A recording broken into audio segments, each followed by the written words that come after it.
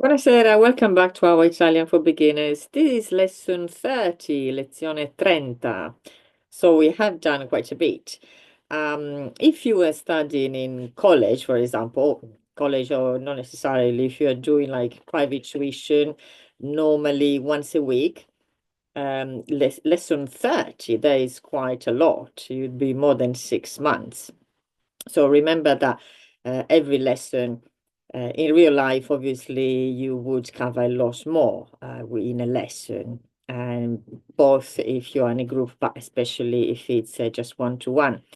Um, but otherwise, here are these lessons. They are really almost like a taster, really, of topics with quite a few information, but then remember that you always have to do a bit more research and you have to do your work as well.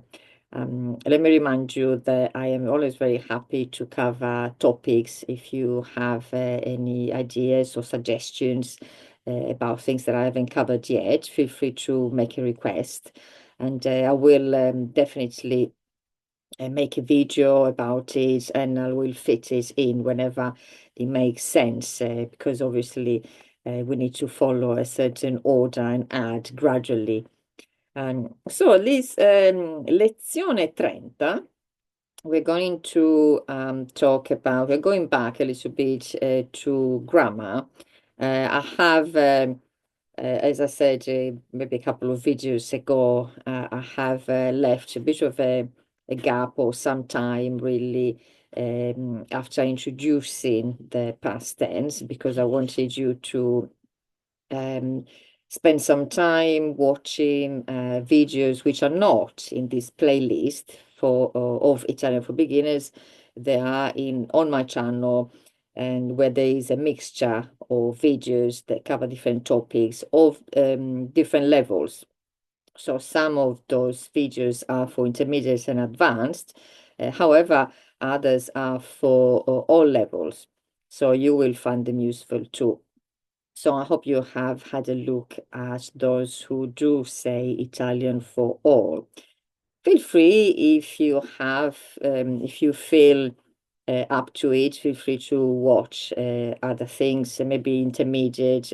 I won't go, I mean, feel free, obviously, you can watch everything you want, but also even just to have an idea of what's expecting you when you go to when you learn a little bit more and your level goes a little bit higher.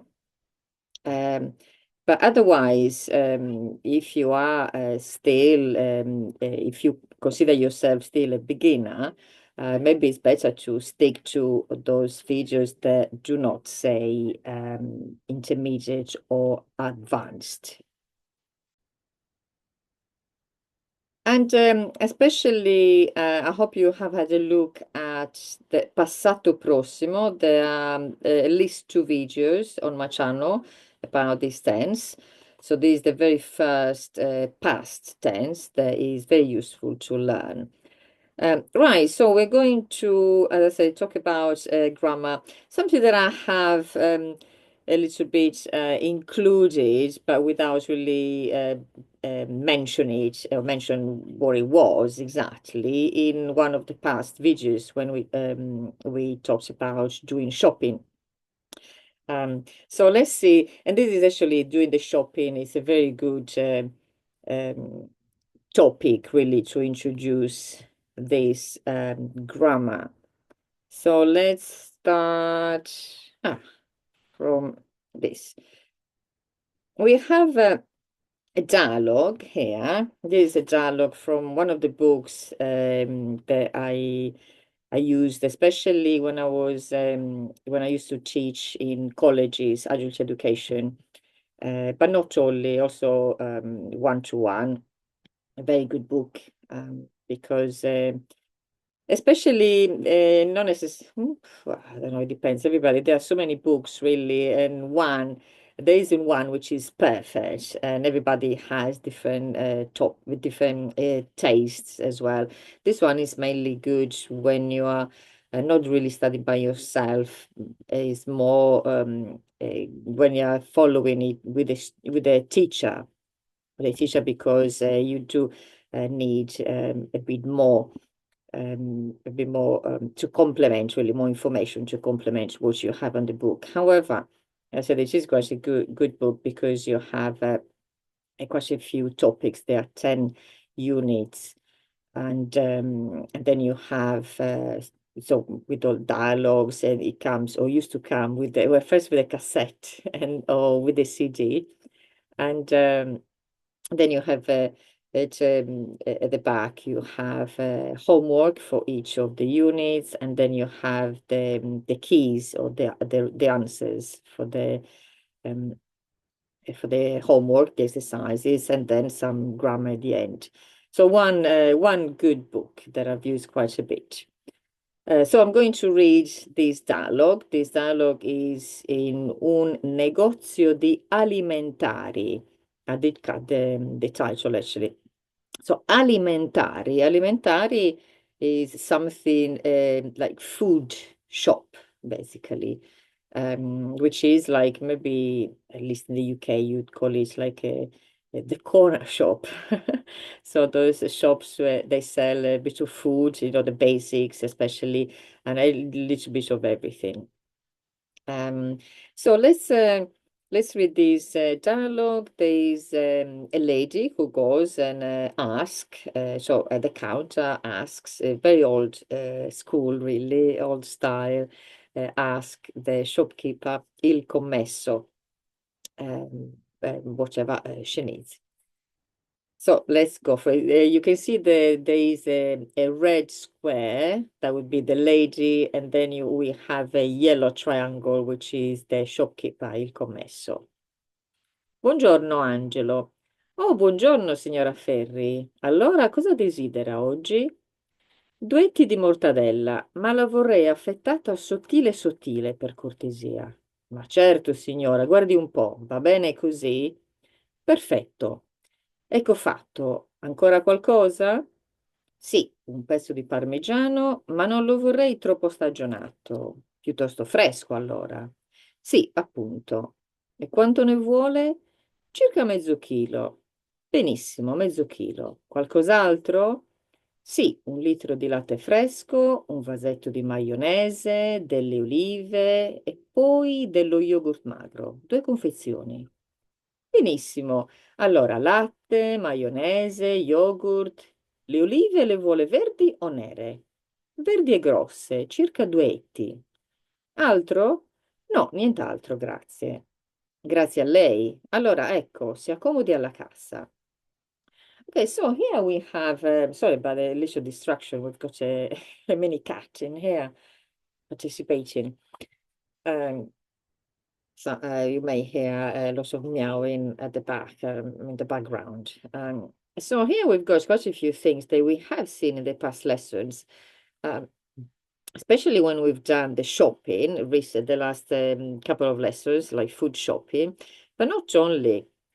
And look at this. Do you remember this a few lessons ago when we did basically, it's called the partitive. So it's the preposition D combined with the article, the definite article, like we have here, D plus le, which is feminine plural, which is used when they're combined together. It is also used with the meaning of some. So it would be the plural of the indefinite article. For example, here, an olive, some olives. Do you remember when we talked, like describing a city, for example, a church, some churches, a museum, some museums. So we have exactly this, D plus le, delle olive, some olives, dello yogurt, some yogurt. So this is when you're not specifying the quantity. In fact, then later you have the shopkeeper asking exactly the quantity, how much exactly she wants. But let's translate it first, and then we'll see a little bit the grammar, and then we see some tables. about the grammar that we have here in particular. So here we have good morning, which remember good morning, but literally is good day. So buongiorno, remember you can use it the whole day. And then, so good day, Angelo, and good day, Mrs. Ferry. So what should you like today?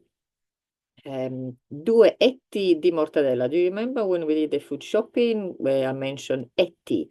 So un etto, that would be 100 grams. So she would like 200 grams of mortadella, which is one of those cured meats. But I would like it. So I would, vorrei, I would like it sliced, thin. Sometimes we repeat an adjective. When we want to say very thin, instead we say thin.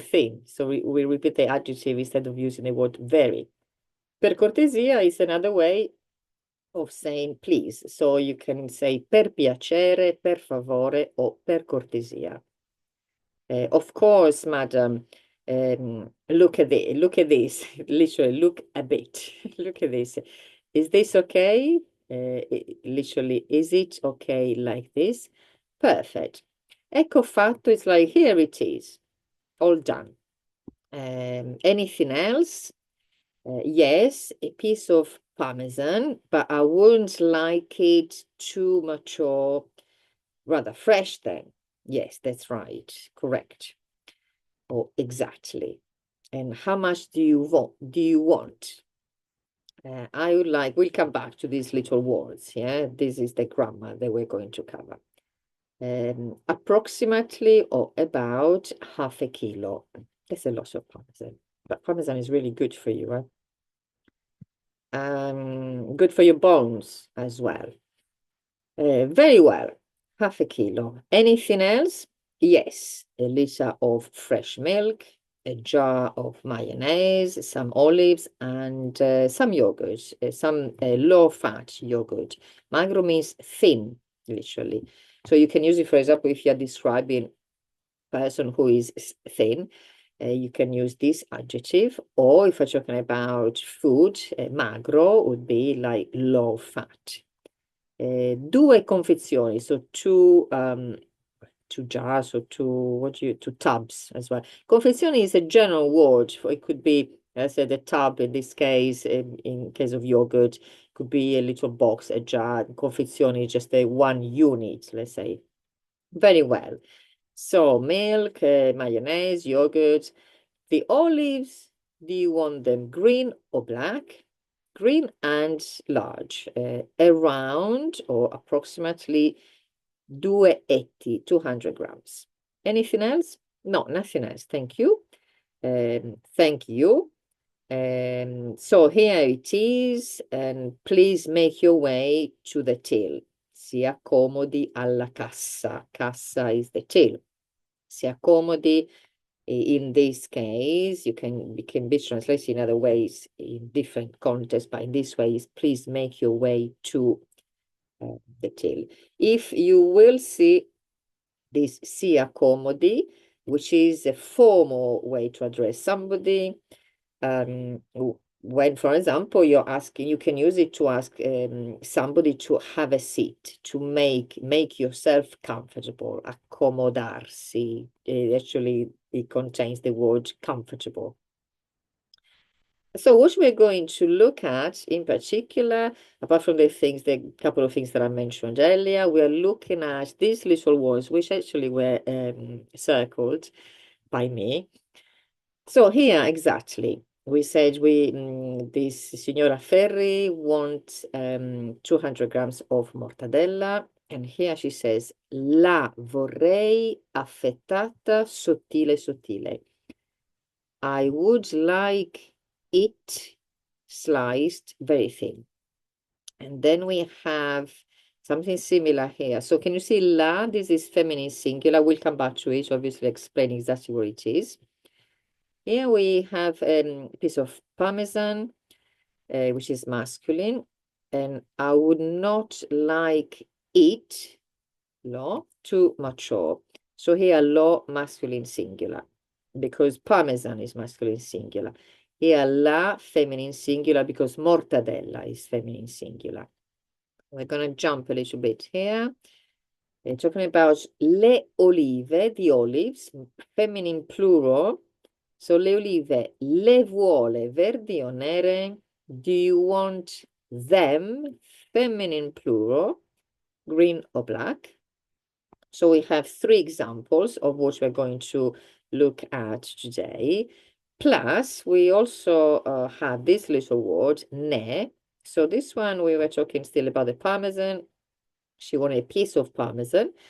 And then the shopkeeper asked the lady, quanto ne vuole? Literally, how much you want of it, of it. So ne it means of it, of them. So it refers to something that, like the other little words, it refers to something that you have mentioned. If it refers, it refers to a quantity or part of a quantity of something that we have mentioned already, like exactly as it has happened here. So anything else? Yes, a piece of parmesan. I would like it not too mature. And how much do you want of it? So of parmesan. How much parmesan do you want, or how much do you want of it? So like this ne, which does not change if you're using it for the plural or the singular. These little words, we had la, here we said feminine singular, lo, masculine singular, le, feminine plural. Obviously, we don't have all of them, you know, the feminine, the masculine, the singular, the plural, for all the words, sorry, for all the persons, like I and you and he and she, etc. So these words, they are called pronomi oggetto or pronomi diretti. Which is direct object pronouns. That is the word in English. Direct object pronouns. Pronomi oggetto diretto, o pronomi diretti, o pronomi oggetto. You will find different combinations, really. So what they do, pronoun, pronome means in place of a noun. So it is replacing a noun that we have already mentioned, like exactly what we have in this dialogue. Like here, the lady, Signora Ferri, has mentioned already mortadella. So instead of repeating mortadella, we are going to use a little word, the pronoun, which will take the place of the noun. So the noun will be mortadella. Instead of saying, what should you like today? Oh, 200 grams for mortadella. However, I would like the mortadella slice really thin. Oh, and how much? How would you like your mortadella? And mortadella, mortadella, mortadella. So instead of repeating mortadella, mortadella, you instead use the pronoun, which in English would be I would like it.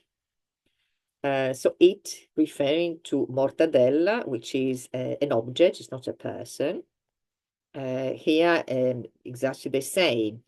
I would like a piece of parmesan, but I won't like it. Okay, we're referring to an object.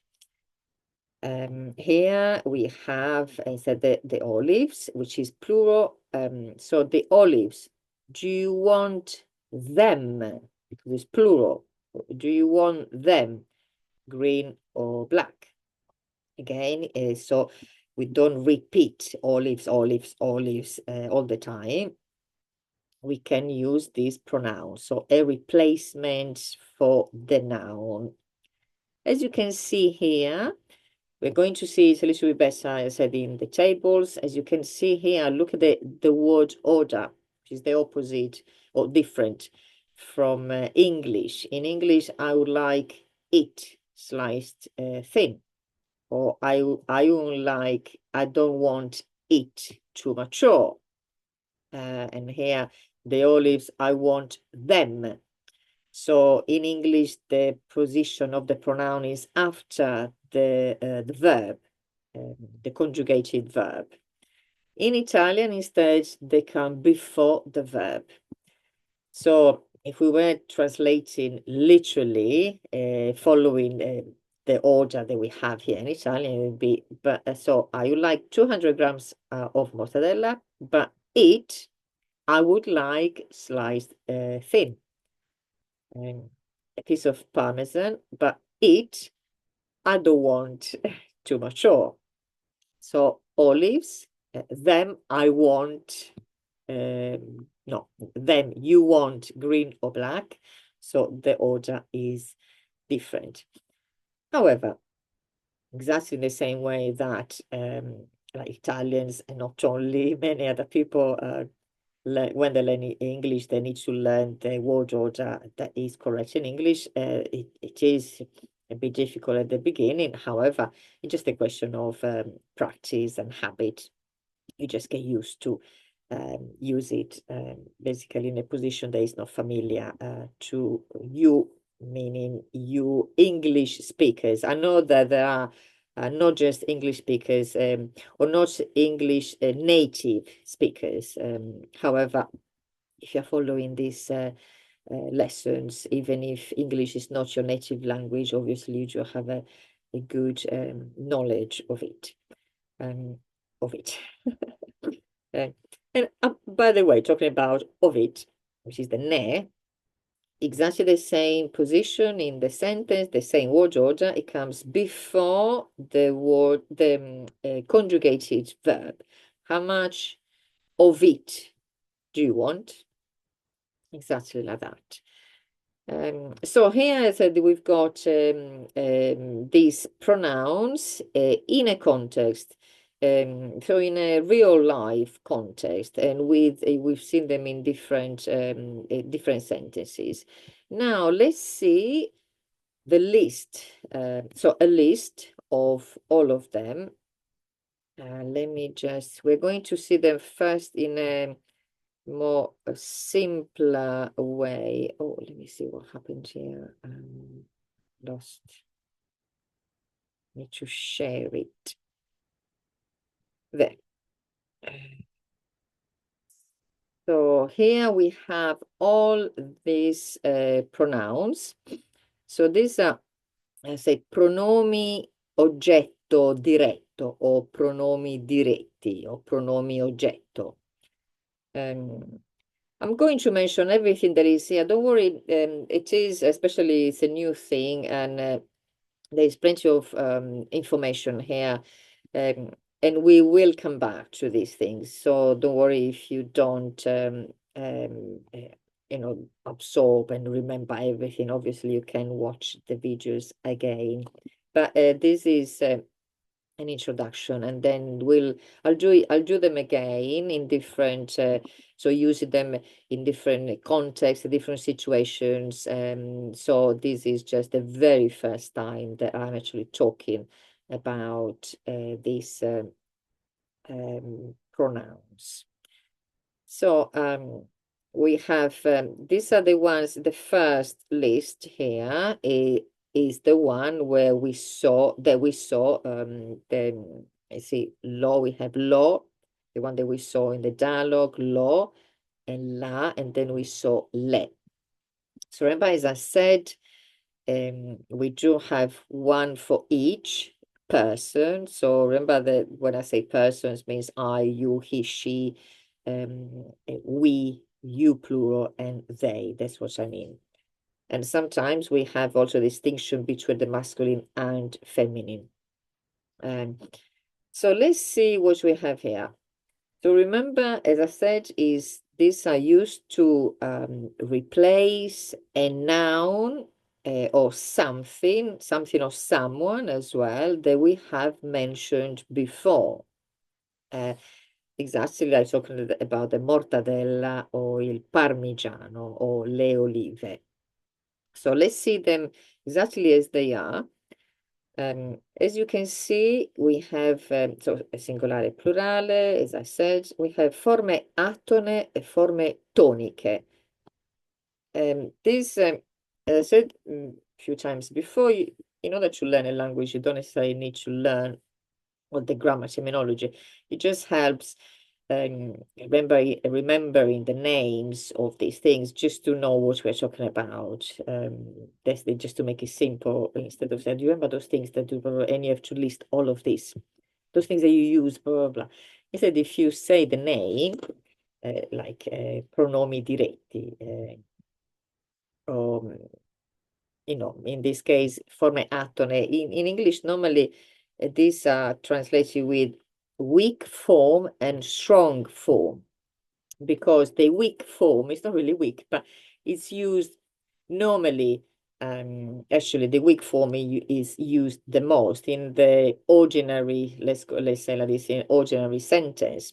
The strong form, or toniche, forme toniche, are the ones that are used in a more emphatic way. We're going to see some examples. And these are the ones used in an emphatic way. The difference also, obviously, is that you're putting emphasis on one thing instead of another, or you're just putting emphasis in particular, instead of just saying just a normal or ordinary sentence. The other difference is also the position in the sentence. So let's see them anyway. Let's see the weak form, which are the ones that you would use the most, are the ones which come just before the conjugated verb, as we've seen in the dialogue. So for the order, remember they're just the same for the persons. Like for io, we would use me. For tu, we would use ti. For him, so masculine singular. So for him, like a person, or an object, which is masculine singular, like the parmesan, we use lo. For a female, a person, or something feminine singular, like we've seen with mortadella, we use la. We also have la with a capital L, which is when we are talking to somebody in a formal way. And then the plurals, for noi, we have ci. For voi, we have vi. And then we have for they, for loro, sorry, we have li, masculine plural, or le, feminine plural, which is what we saw for the olives, olive, which are feminine. So the translation for this, I was just, so was I said, it wasn't a translation, it was just to connect each of these to the person, like io, tu, lui, lei, etc. So it's I, you, he, she, we, he, she, it, and then we, you, plural, and they. So basically, these are like, so in English would be me, you, him, or it, her, or it. This is you formal, us, you, plural, them. It doesn't help. What does not help is that in English as well, some words are the same. That is, I'm not going to go too much into detail here because it's a little bit complicated. So that's why, as I said, this is an introduction, but then I'll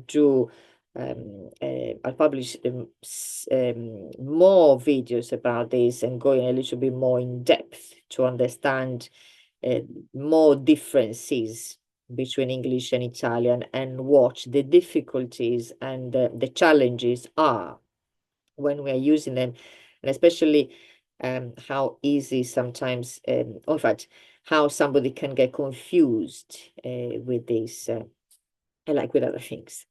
So this were, as I said, the weak form. The strong form, so the ones that you use for emphasis, are me, te, lui, lei, and lei for the formal, noi, voi, loro. So as I said, these are just to see what they are. or how they look like and exactly which ones we have. However, I haven't told you yet what to do with them. So let's we're just following, just going gradually. Let's now see another. There it is. So we have here another table from a different book, one of my favorite books. See, Pronomi diretti oggetto. And let's not worry about the name for now. As I said, I will cover this all this in another video a little bit later on, which will be probably I will in the description there it will say intermediate and advanced. I wonder, in fact, I might just include everyone. If you are, if after you've watched this one, you can also watch the whatever that I will do it, in the future, in the near future, covering other aspects of these pronouns. So these are the ones that we've just seen. And there we have sentences, so we can see them in a context, so it makes a little bit more sense. So let's see all these examples. So see, can you see here we have the weak ones, or the weak form, or atona. And here instead, they have basically used the same sentence, but they put in emphasis, so using the strong form. And we'll see what I mean with that. So let's see the first sentence. Mi salutano sempre. Here the subjects, see, they haven't put the subjects, so we need to work out the subjects from the verb. So salutano, the verb salutare, to greet, so it's they. So as if here you had loro. Loro mi salutano sempre. They greet me. Sempre is always. So they always greet me. So this, as I said, it was for the first person. The second sentence, the subject here is io. So io ti ascolto con attenzione. Ascolto from ascoltare, to listen. So I listen to you with attention. So carefully. So ti, remember, is you. And then this one, troviamo, the subject is noi. So here you'd have like noi lo troviamo molto bello. Troviamo is from trovare, to find. So we find him very handsome. So him, yeah, we are talking about, it could be, I'm translating with him, it could be it could be just an object. We find it very beautiful. It could be an object, not necessarily a person. This one, the subject is io. So io la incontro ogni giorno. I meet her every day. Incontrare, to meet. This one we said is formal. So when we are talking to somebody in a formal way, so here you'd have like io. La ringrazio vivamente. I thank you, formal. Vivamente is like I thank you. Oh, what do you say in English now? Very much, whatever. And then this one. Here the subject would be he or she, so lui o lei, I don't know, we go for lui. Lui ci conosce bene. He knows us well. From the verb conoscere, to know somebody. And here the subject is obviously the whoever is performing the action. You do know these things now. So io vi prego di non fumare. I beg you, plural, not to smoke. Here the same, we've got io li chiamo spesso. I call them, masculine plural, often. And finally, io le vedo per strada. I see them on the street, like walking on the street. Le, feminine plural, like le olive. So see, for example, it's easier to use, let's use the last sentence, for example. You can say, if this could be, for example, the answer to a question. If somebody asks you, do you see Rosa Maria, we go for the, the usual, do you see them often, or where do you see them? So, do you see Maria e Rosa very often? So, vedi Maria e Rosa? And then in the answer, instead of answering, yes, I see Maria and Rosa on the street, or while they're walking or I'm walking, instead of repeating their name, you can say them. So that is the pronoun. The pronoun, remember, is a word that replaces the noun or somebody's name in this case. So Maria and Rosa, which are two girls, so will be replaced by le, which is femminile plurale. Same here, li would be masculine plural. So, for example, it could be, again, like an answer to a question. If somebody asks you, do you hear from, now we have to find two boys, Paolo e Francesco often? And so the answer, instead of saying, oh, yes, I call Paolo and Francesco often, instead of repeating Paolo and Francesco, you can say, or you would normally say, yes, I call them often.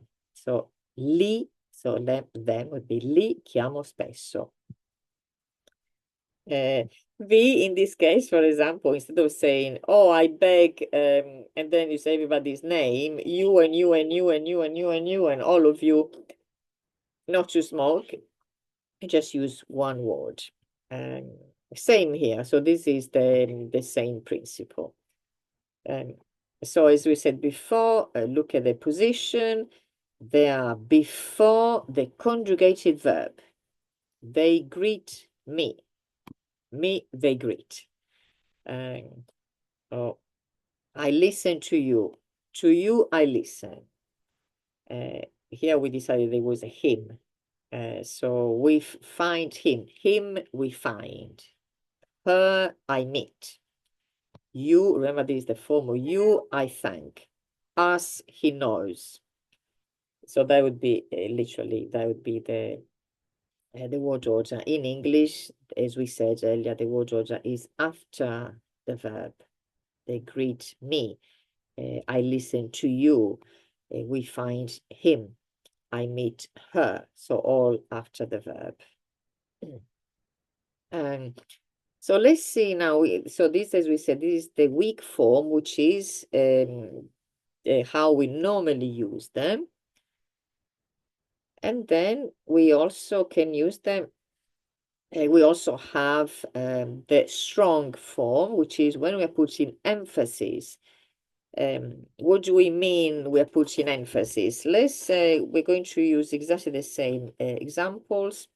See here, they're saying, see, they're using exactly the same verb. Salutano me. So, as I said, this first sentence is the way we normally say any sentence. They greet me every time they see me. Basically, that's what they're saying. However, when we're putting emphasis, you're using me instead of just me. You're saying they greet me, but they don't greet my friend who is with me, for example. So when we see them, they greet me, but not her. It's not included, that not her, it's not included in here, but it's just to say they greet me. So you'd be part of a conversation, for example. But do they always greet both of you? Oh no, they greet me only. So that's the emphasis. Same here. An ordinary, let's say, sentence, I listen to you carefully. And this one instead would be, yes, I listen to you, but don't listen to others. That's that's what they are implying. Yeah. Here we find him very handsome, we said.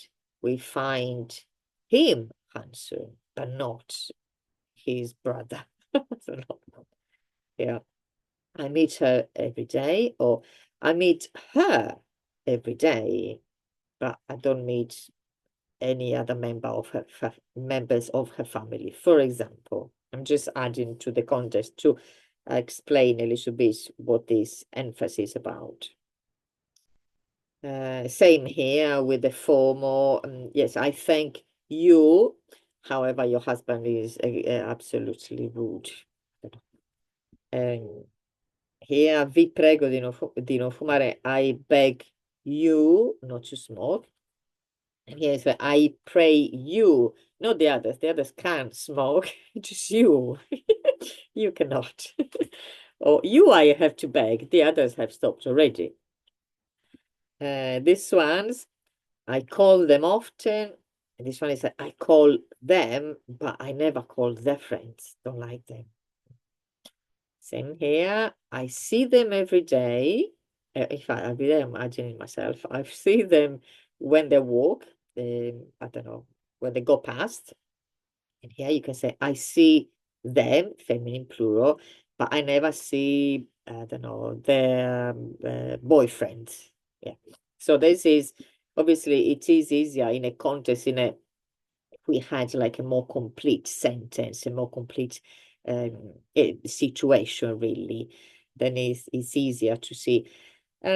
Also, the difficulty, as I said earlier, is that in English, you don't necessarily have a difference like we do in Italian here. The me for when we want to say they greet me every day, and the me to say, yeah, they greet me, but not my friend. So again, English, you have one word for this, for both of them, ti and te. In English, there is only one word, lo and lui. In this context, I'm saying, you be still him. So how do you translate it in English in order to convey the same meaning, the same implications that we have in Italian? Sometimes if you're talking like I am now, you can put the emphasis so the intonation changes, as I did earlier. They greet me, not my friend. Sometimes also something that is necessary to do in English when you're translating it to, again, to convey the correct meaning, you need to add something. They always greet me, but never my friend, for example. So the intonation when you're talking, or if you're writing, you can change a little bit the word order and put emphasis on the case of the first sentence, on the specific person, on me, or add to the sentence. These are different ways that you can translate properly the two, so the difference between the weak and the strong form. So it is useful, and as we're here, it is a good idea to see both weak and strong form. At the beginning, or for now, you can concentrate first on the weak form, because that's the one, as I said, that's the one that we use the most in the normal conversation. That's what we use in the normal conversation. What else to say about this? We have seen them, a few of them, only lo, line, le. We have seen them in a dialogue, so you have seen them in use, the dialogue. it is something that exists in English. So in English, as we said, it would be me, you, him or it, her or it. There's you formal, us, you plural, and both of them would be them. Um, so, for example, just another couple example to finish. As I said, I will add more to it. I don't want to make very, very long videos, otherwise they will be a little bit too well, tiring as well. Yes, something that I'm going to show you quickly. And in fact, I forgot to say, but I'll say it now. Let me just share one last thing. Need to share with I.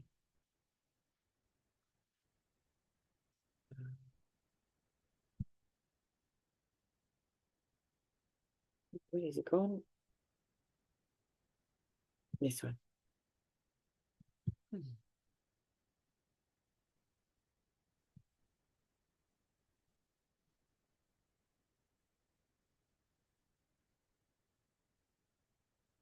Who made it? So a couple of examples with the verb vedere, to see. Um, so here in the previous the table that we had from the book, they didn't put the subject. I did add it when I translated. I'm adding it here. But remember that, as we said many times, that normally when we're talking in Italian, we don't necessarily use io or tu unless we are emphasizing. So I do this, but you don't. Again, this emphasis. Um, so you have to make sure that you don't get confused, especially for the first ones when you have me and T. Don't think the me and T, the first two in particular, they're not referring to the person who is performing the action. So they are not the subject. You always remember, especially when you've got these little words, you always have to look at the verb, the conjugation of the verb. Which conjugation do you have? Is it the first person, the second, the third person? So here, I said that if you add io, then it is immediately you know that I am the person who is performing the action. However, if I delete this and you have lo vedo, if now you know that lo means him, don't think that he is doing anything. He's not doing anything. I am the one who sees, I see him.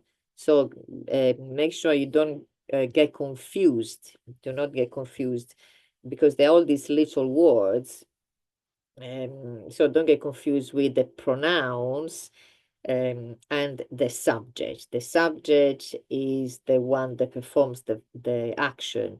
So the verb is conjugated according to the subject, even if in Italian the subject is not present, like in this sentence is not present. In the second sentence, the subject is tu, so you can see it. However, remember, you would more likely see a sentence like this without the subject. So it could be, let me just add, no, I'll add it under here. Otherwise, if you say, let's do this. So if we have this one, so no, if I say this is not supposed to be, this is not the bit that is supposed to be green actually. Yeah. So the me is supposed to be green. Just yeah. So here you have he sees me. So in vede, so that's why the conjugations are very important as well. They're important because so you get it right, but they're important because they tell you, they show you who the subject is. So even if we don't have lui, you know that vede is conjugated according to the third person, he or she. So what I was saying earlier is make sure you don't get confused and think that me is the subject. Don't think that me is the one performing the action. Me is the pronoun, is the uh, object pronoun. So is somebody else is performing the action, and me, I'm just the object of the sentence. Yeah. So I'm not doing anything. In fact, so who is performing an action is he is performing the action of seeing me. So I am not doing anything. I am being seen. So these I just wrote the translation. So lo vedo. So to see again the difference between English and Italian. Lo vedo. So lo before the verb. But however, in English, it's after the verb. I see him. Remember, this could be it as well. La vedi, you see her. So la before the verb in Italian, but her after the verb in English. And mi vede would be, here we go, for he sees me. So me is the pronoun, object pronoun.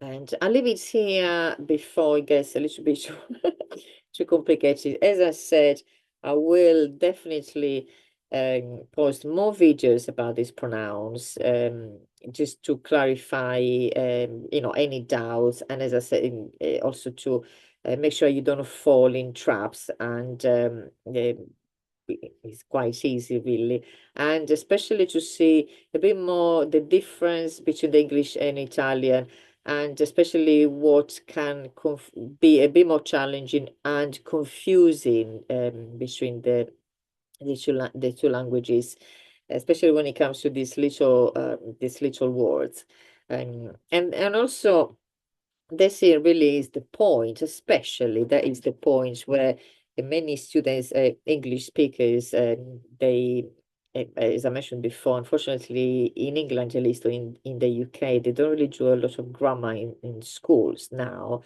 which makes it more difficult to learn another language. So these are the points when my students, the English speaking students, realize or start to understand a little bit more about their own grammar, which is good, and it really, really helps a lot when you can understand the grammar of your own language, and what every word does in a sentence. Anyway, I will leave it here. There was a long lezione 30, a long lesson 30. So I will, as I said, I will add something else, not necessarily on this playlist. I will add it on the channel anyway. So keep an eye on the whole channel, not just on the playlist, because there will be videos that are useful for the beginners as well. So useful for all levels. So I will leave you here. I hope you enjoyed it. A little bit complicated, but feel free to ask any questions, and so I'll be very happy to obviously reply to any questions and add more videos to help you understand these pronomi diretti oggetto, or direct object pronouns. So I will see you next time. Ci vediamo la prossima volta. Ciao.